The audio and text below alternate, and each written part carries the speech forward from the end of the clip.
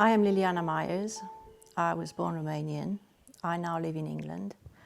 And, well, apart from the fact of taking care of this very, very nice gentleman here near me, I am a hypnotherapist. Which is probably why I find myself wandering around the garden in my underpants, eating onions, swearing it's an apple. No, my name is David Myers, and we've been together for nearly 20 years, and I present the BBC2's Hairy Bikers and write cookbooks. Can you walk me through how you first met? We were filming in Romania, and it was before that Romania joined the EU, and it was the Hairy Bikers go to Transylvania, and myself and my colleague we drove up from Bucharest all the way to Sighet in Maramuresh, and we were tired and we were looking for a hotel to stay. Anyway, we went round the town and we went into the hotel at Casa Oca in Sighet, and there at the reception desk was Lil. Yeah. And now, I'm going to say, when the two of them, so it was Dave and Simon, when the two of them got in, that tiny little reception just got dark. We were a lot fatter then. All the time. Yeah. There were these two big blokes with long hair. Do you have a room? Do you have a room? Yeah, well, two rooms actually. She was so scary. I mean, she was really fierce. There was no smile, nothing. And she took us up to these two rooms. It was very nice. And actually, back then, you know, Romania's come an awful long way. It was still a bit difficult for accommodation outside of Bucharest and the big towns. But your place was really nice. So in the end, we booked, when we come back to film, because we were doing the recce's, we booked the whole crew in there and actually booked the day off there, so at least we'd have somewhere nice to stay. And yeah, so that was the very first time we met. But then, following month, the whole crew came back, and I remember that it was St. Mary's Day, the 15th of August, and all of a sudden it started to rain. Whatever your fixer had planned for you, we had a fixer from Bucharest. It failed because you couldn't do it on the rain, and then they asked me to help. So I helped them with certain locations around the area, and that's how we properly met. Yeah. That was my very first bike ride on the back of his bike. BMW, yeah, we rode up from Bucharest, and it was good. I remember then because we wanted to film Belmosh, you know, and various bits and pieces, and the tradition with the hats. But we had this thing in Maramuresh because it is eccentric, and the culture's amazing. For no reason at all, we had 3 musicians, you know, in national dress. So we'd just be going along down the road, and they'd be standing on the corner, hi, hi, hi, hi, hi. And Maria was the lady who was singing. Yeah. And these people, everywhere we went in Maramuresh, they'd pop up and just do a bit. And it was really joyous. And we wanted to film at the Merry Cemetery with Mr. Pop. Yeah, Dimitri Pop. Dimitri Pop. The Merry Cemetery is an extraordinary place. There was loads in there. And obviously there's the museum in Sighet, which is a very sad place. We've always, you know, in our programme, it hasn't always been jolly, and we wanted to tell the story of the, you know, the problems. And of course, you used to work at the museum as a guide. You know, it was a prison. It was one of Ceausescu's prisons. So actually, we got you to be on camera and just tell us what the story was. And that's kind of how it started. And we had a really good time there, the crew and everybody. And we just kept in touch, didn't we? I was going around the world. Just imagine a girl from Romania who'd never traveled before, although I had a degree in tourism, and this person who's traveling all around the world. They went to Mexico after Romania. They went to Mexico, India, Vietnam, Turkey, Argentina, and I would get these very, very beautiful emails describing the places that they were just visiting. And in my head, I was traveling with them, with the crew. It was absolutely, you knew the crew. Yeah, I knew the crew. So yeah, no, it was magical. So that's how it started, because it was just more of a correspondence for about a couple of years. Yeah. And then you came over for a holiday. And you know, it was just a holiday. You know, that was that really. Who made the first move? She did. He did. She did. He did. No, see, I wouldn't have made the move because having come from Romania, I know I'm shy, but I wouldn't have compromised her. Because imagine if I had, and she's in England, a foreign country, so no, I wouldn't. Oh, says the gentleman. I didn't take much persuasion, to be fair. You know? What was it that attracted you to Dave? Oh, well, he's dashing, isn't he? He's such a You taking a mickey? such a handsome man. The kindness, I think, it was the kindness. He's the most kind person that I've ever met. We had good fun. I think that's the main thing. We did. Because we'd known each other for a couple of years. And obviously I knew Liliana because we'd filmed there. So it wasn't like one of these daft internet romances. You know, we were friends. And when you came up for the holiday, you were there for a while. You know, so we were having such a good time. You know, there was no pressure. There was nothing. It was just we were having really good fun. We've always got on. And that was the main thing, really. And I think there's so many things that we discovered about each other's culture, about each other's way of living, about how we behave as people, and how we are as individuals. And of course, the difference in culture, that was a big thing for me. It was fun though, isn't it? Because I'd never experienced anything like this in my life. So it was really the kind, embracing, I think. It was the north where we actually lived for 9 years. In Scotland as well. I remember that the first trip we went up to the Highlands of Scotland where I used to live. And so a lot of my old friends that were there, funny enough, because my stepson ended up in Aberdeen at university, they really took to you, didn't they? And they were still there. They're as much your friends as mine. And so immediately, I think it was obviously the Highland culture was yet another culture, but it was fun. And they would take us up both out to dinner, and we cooked there at their house and drank lots of whiskey. And you know, I think we just had a good time. It was really healthy. What was your first impression of Liliana? I thought she was really scary and fierce, but very beautiful. Did you ever have a hesitation dating outside your culture? No. What about you, Liliana? I know, but Romanians are conservative. Yeah, well, back when we got together, it wasn't that common or that. Well, there were not many opportunities to get in touch with foreign people or to have contacts with foreigners. So I wasn't necessarily scared or apprehensive of anything like that, but no, I was actually quite intrigued. I loved our differences and the fact that we respect our differences. We respect each other's differences. It's never boring. I think that's the main thing. There's always something fun with us. There's always, we always find something fun to do. And I think with Romanians, people forget that it's a Latin country. It's a Latin heart. You know, Romanians like to enjoy life. They like to be social, they like to party. There's a huge, you know, I would say that the family communities are stronger in Romania. Certainly the way they look after elderly people. You know, there's that sense of community, which I benefited from greatly, you know, when I go over there. Yeah, the sense of family, the connectedness within the family. But then my family in Cumbria, you know, I've been on my own since I was like 17, 18, but the extended family, you've kind of ended up being closer to them than I have, really.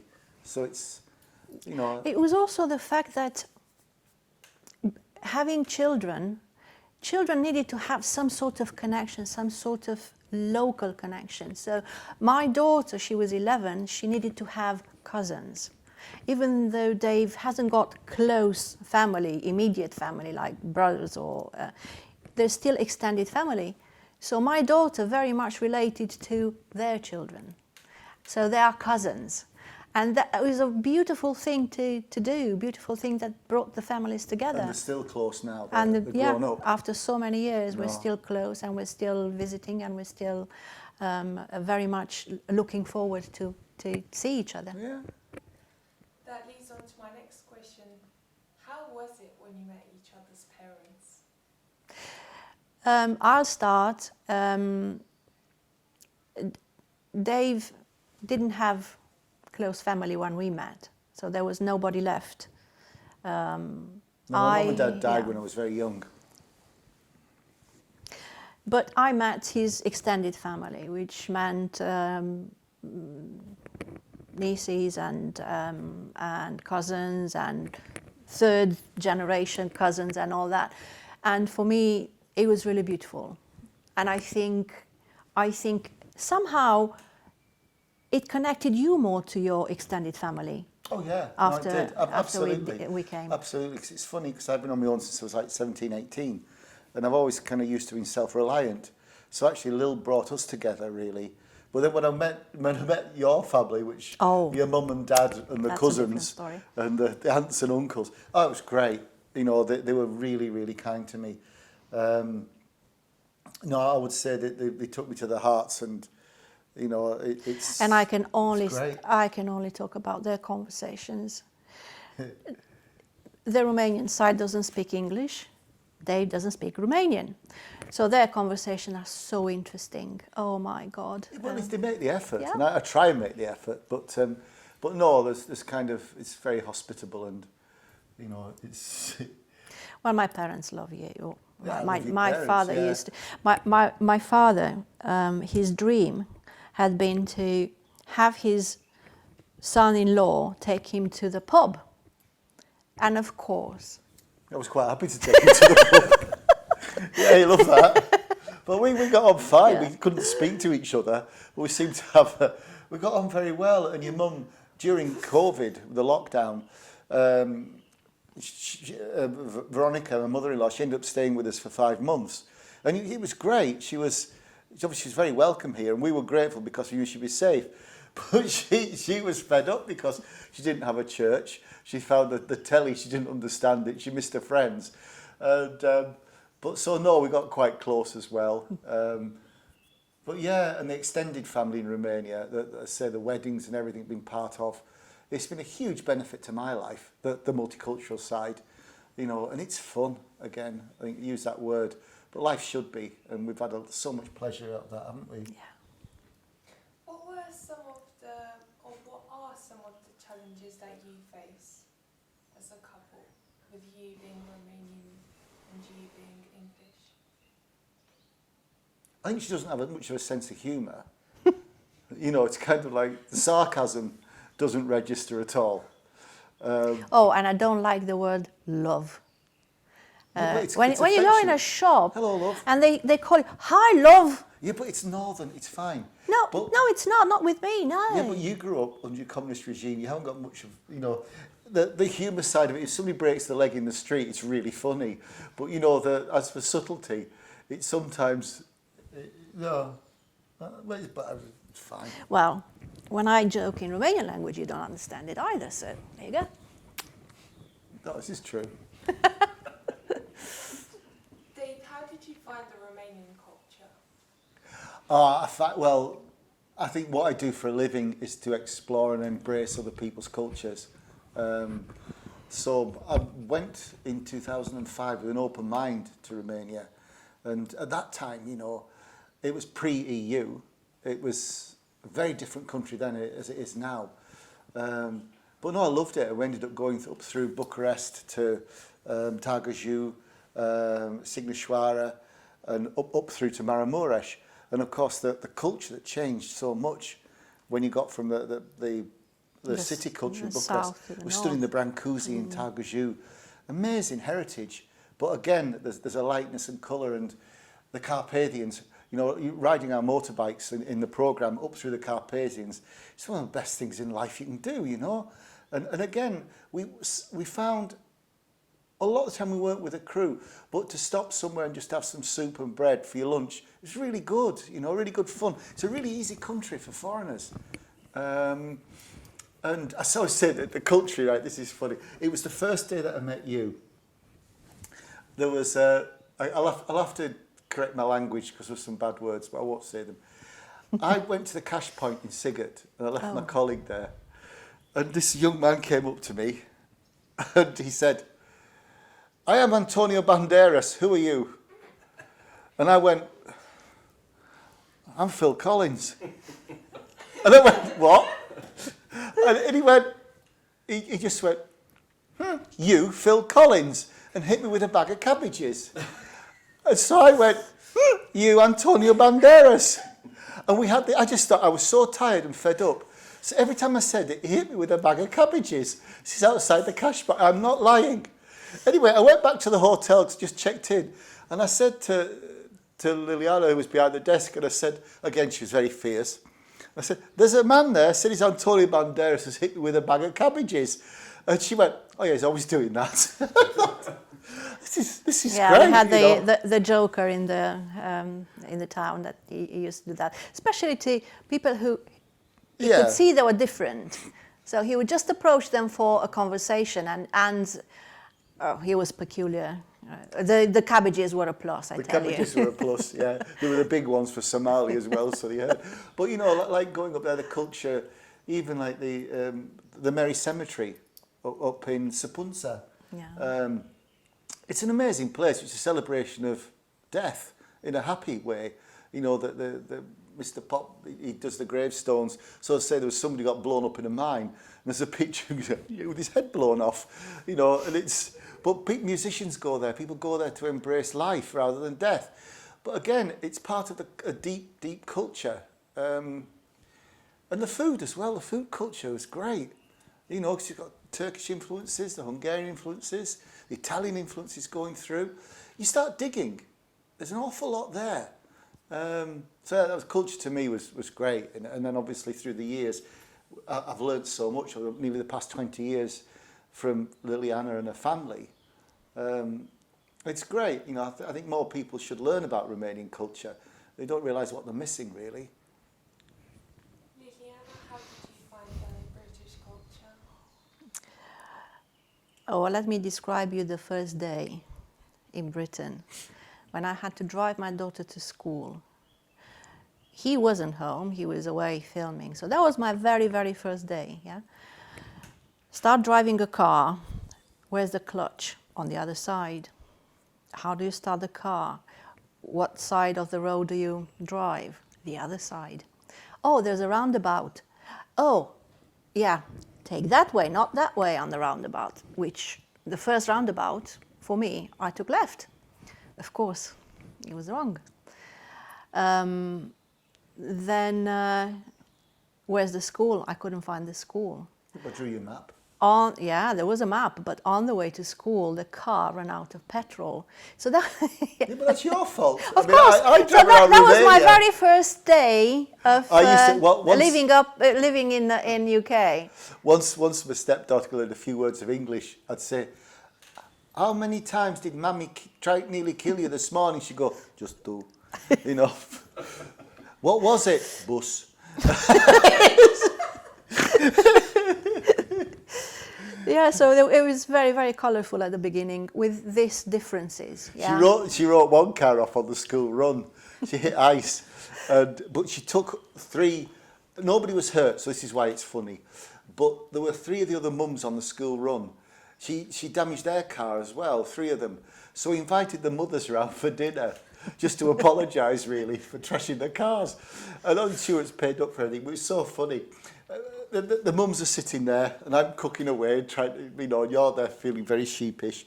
And anyway, all of a sudden one of them burst out. She said, "I've got to say it's the funniest thing I've ever seen." Yeah.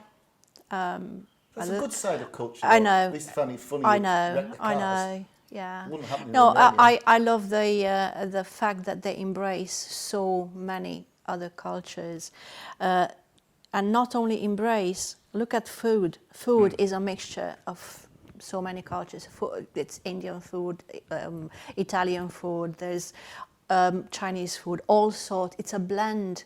They've embraced so well every culture in the world. This is what I love about Britain. It's so inclusive, it's so diverse. You may very well walk in London and go on a street like in Chinatown, and you may very well be in China. It's really, well, you don't see anything like that in Romania. So, no, I absolutely you don't see that in France or Italy either. No. Their food's equally as parochial. I think we're very lucky. You can eat round the world in this country. Funny enough, it's about immigration. It was the communities where there wasn't any immigration that voted for Brexit. Yeah. The places where migrant populations live all voted to stay in. So it kind of says a lot, really. It was people who knew that were very happy. Yeah. Another thing about the culture, when I arrived here, I asked, where's your national costumes? Where's your folklore? We have folklore. Yes, I didn't see it. But somebody told me, oh, there's Morris dancers. Yeah, okay, so besides Morris dancers? We've got thousands of years of history. Of course you do, but I couldn't see them when I arrived here. When you came to Maramureș, first thing that you saw were the costumes, the colours, the music. Yeah, because we I didn't hired see them. that when I arrived here. Because it was my genius idea to have these band of wandering folk musicians just for shits and giggles, really. So no, I created that. It wasn't Romania. No, it was Romania. Otherwise, you wouldn't have had it. No, it was fine. It was affordable. It was funny. How do you get on with food? Do you cook from each other's culture? If yes, what is your favourite dish? Oh, he cooks sarmale, and he's very good at it. Yeah, I mean, I cook. It depends where I've been, really. If it's Italian food, I'll be Italian for a while, and then I don't know. It depends what I've been doing on the telly, really. But Romanian food. Yeah, I like the mamaliga. That's what I cook. But I'll leave that to you to cook, really, the Romanian food. But there's a lady in Sighet, Anieta. She does make amazing sarmale, so there's no point in trying to compete. There you go. Aneta's sarmale are always the best. Well, they are. Not mine, not my mom's, not my sister's. Aneta's sarmale is the But best. she puts more meat and flavour in them, to be fair. More sweat. Yeah, but she's great. She's one of those people who's an instinctive cook, you know. And I think it comes the fact that she's had 4 sons to bring up, and you know they've always had a big garden and they've had the time to cook. No, that's really good. But the cousinak as well, make. Oh, yeah, we do have some Romanian recipes in Dave's cookbooks. Yeah, we've taken the recipes and, you know, we've not adapted them, but they've been proven so that they work in a cookbook thing rather than just that and the paprikash. And always, we do have 2 Christmases. Yeah. Yeah. One is Romanian Christmas on Christmas Eve with Romanian food you all do that. over. I have nothing to do with that. So my daughter and I will cook it, and then on Christmas Day you do the turkey. I do a full, proper, real old-fashioned Christmas dinner, so we have 2. But yeah, no, culturally it was interesting. Like trying to persuade. Well, I didn't last long. That you open the presents on Christmas morning. No, you open them Christmas Eve. You know, so I wasn't going to win on that one. Do you get frustrated about not being able to express yourself in your own language? Yeah, I still get sometimes moments when I translate something in my head. Although being here for so many years, I shouldn't, but I do have moments when I get to formulate an answer, but translate everything in my head. But no, there's no other type of frustration. But you're bilingual, so you know it's more for me really. When I go to Romania, I do feel kind of, I don't know, I wish I could speak Romanian so I could get in more with the people who I love and love me. You know, it's also funny for Isa because Isa, when she arrived and she was 11, she spoke Romanian language as children of 11 years old speak. And somehow her Romanian language stopped there. So she speaks now Cumbrian English, Northern, yes, Northern English, and Romanian language to a certain level. So what I used to do, I ordered books from the Romanian embassy. I wrote to the Romanian embassy.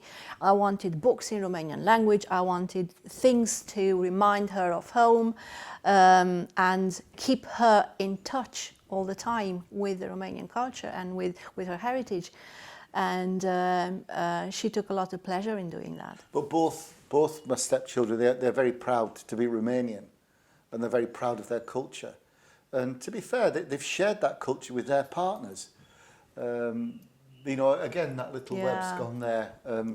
It's like my stepdaughter took her partner back to Romania for a while, and she really showed it off. And he loved it, you know, and that's worked both ways. They're very proud Romanians. It's good to see they haven't forgotten that. I'm proud of them too, you know, it's good. It's worked out, we're very lucky. And finally, any advice for couples who are getting into a relationship where the other one's of a different culture? Embrace the culture. Embrace the differences. Don't try to change yourself or change your partner, because that's the best you have. And the blend of the two cultures together, it's the best relationship. So just embrace it and respect it and don't change. That's my advice. I think if you are in a relationship with somebody from another culture, you're halfway there, aren't you? Because you find that person attractive, you find what they're offering to you culturally, the conversation, the friendship. You do find it attractive. That's got to work both ways, or you wouldn't be together. So I think it can be a huge asset to a relationship. It's always interesting. There's always debates about, well, in our house, debates about food, how to cook one thing or the other, how to talk to people, how to do one thing or the other. So there's always debates that are from opposite positions, but that doesn't mean that it's a conflict. It's just an opinion. So respect that about your partner, because that's the beauty of it, and that only puts spice in the relationship and makes it more interesting. And if you do happen to marry a Romanian woman, just do as she says, really, and it's fine. There you go. He's wise now. He's wised up.